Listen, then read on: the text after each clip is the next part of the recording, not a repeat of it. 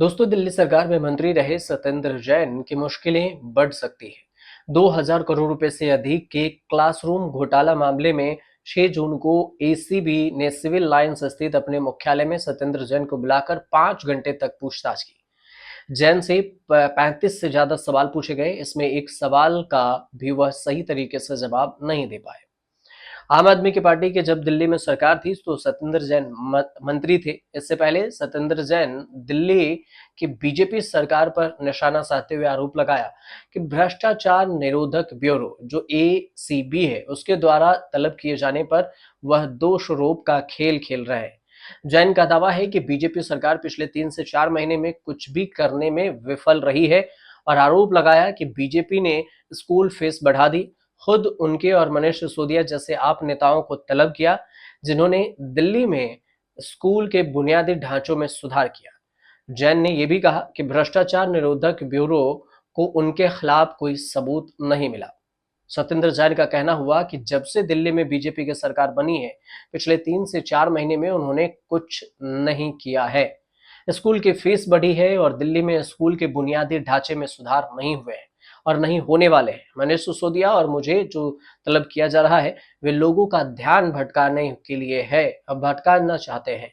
दिल्ली की सफाई और बुनियादी ढांचे में सुधार करने पर काम करने की जरूरत है। वे सिर्फ दोषारोपण का खेल खेल रहे हैं और मेरे खिलाफ कोई सबूत नहीं मिला, लेकिन फिर भी वे मुझे नहीं छोड़ सकते। अब मीडिया रिपोर्ट्स के मुताबिक अगर बात करें तो क्लासरूम बनाने के लिए उन्होंने ही आर्किटेक्ट कंसल्टेंट नियुक्त किया था। इसको इसकी जरूरत क्या पड़ी? तो इन सवालों के जवाब देने से उन्होंने इनकार कर दिया। कुछ सवाल के जवाब में उन्होंने कैबिनेट के फैसले के अनुसार से काम होने की बात कही। हालांकि वह कैबिनेट का कोई निर्णय लिखित में नहीं दिखा पाए और इसी तरह से उन्होंने कई निर्णय शिक्षा विभाग पर भी थोपने की कोशिश की। उन्होंने संबंधित जिम्मेदार अधिकारियों पर कार्रवाई क्यों नहीं की और मामले को 3 साल तक क्यों दबाए रखा, इस सवाल का भी वो सही से जवाब नहीं दे पाए। इसके अलावा अगर बात करें तो एसीबी के चीफ हैं संयुक्त आयुक्त जो है मधुर वर्मा। उसके मुताबिक सत्येंद्र जैन सुबह 11 बजे बुलाए गए थे, 11:30 बजे मुख्यालय आए। इसके बाद उनसे पूछताछ शुरू हुई। शाम 5 बजे, मतलब 6 जून के शाम 5 बजे पूछताछ कंप्लीट हुई। सवालों का जवाब देने से वो बचते रहे और आगे भी उनसे पूछताछ की जाएगी।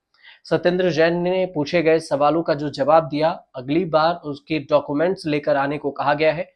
क्लासरूम का निर्माण 1200 रुपए प्रति स्क्वायर फीट की देरी से जो स्ट्रक्चर रूम है, सेमी सेमी परमानेंट स्ट्रक्चर रूप दिया गया था, जिसका बिल के अगर भुगतान करें तो जबकि बिल का भुगतान 2100 से 2200 रुपए प्रति स्क्वायर फीट के हिसाब से परमानेंट स्ट्रक्चर दिया गया। तो सभी बिलों पर सिसोदिया के हस्ताक्षर भी पाए गए। तो फिर ये 1200 से 2200 गया, तो इसी में जो घोटाला हुआ उसी का ये आरोप है। इस मामले में निर्माण कार्य जो निर्माण का काम कराने वाले थे करीब 10 इंजीनियरों से पूछताछ की जा चुकी है।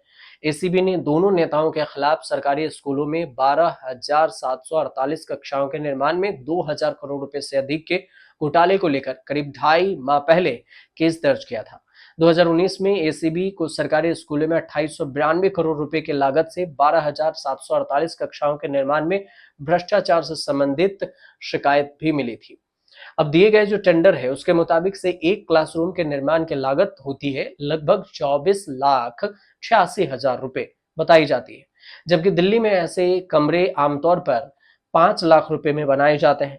लागत अधिक होने के बावजूद एक भी काम निर्धारित समय सीमा पर पूर्ण नहीं हुआ। पूरा निर्माण कार्य 34 ठेकेदारों को दिया गया था। इनमें से अधिकांश आप से जुड़े थे। इसके लिए सलाहकार आर्किटेक्ट भी उचित प्रक्रिया का पालन किए बिना नियुक्त किए गए और उनके माध्यम से लागत में वृद्धि की गई थी। मधुर वर्मा के मुताबिक सत्यापन यानी वेरिफिकेशन के दौरान ये भी पता चला कि 2015 और 16 के वक्त में वित्त मामलों की बैठकों में निर्णय लिया गया था और इस परियोजना की स्वीकृति लागत पर जून 2016 में पूरा करने की बात हुई थी। भविष्य में लागत के बढ़ाने की कोई गुंजाइश नहीं थी। बावजूद इसके समय रहते और इस समय से पूरा नहीं हुआ और इसके कारण भी लागत में वृद्धि हुई और पैसे बढ़े। जितनी लागत थी उससे ज्यादा का उन्होंने खर्च किया। इस मामले में मुख्य तकनीकी परीक्षण है, सीवीसी की जांच रिपोर्ट है, सब पदाधिकारियों की मंजूरी से 17 फरवरी 2020 को जारी की गई थी, लेकिन उस रिपोर्ट को 3 साल तक दबा दिया गया था। ये कुल मामला है सत्येंद्र जैन पर। एसीबी पूछताछ कर रही है। अब देखना ये होगा कि क्या कहीं ऐसा नहीं कि पूछताछ में फंसने के बाद सत्येंद्र जैन फिर से गिरफ्तार हो। हालांकि देखिए, ये आधिकारिक चीज नहीं है, अभी पूछताछ चल रही है। जब तक पुष्टि नहीं होगी तब तक ऐसा कुछ होने वाला नहीं है। आपको जानकारी इस पर कैसे लगे और आप इस पर क्या कहना चाहते हैं, कमेंट हमें जरूर कीजिएगा।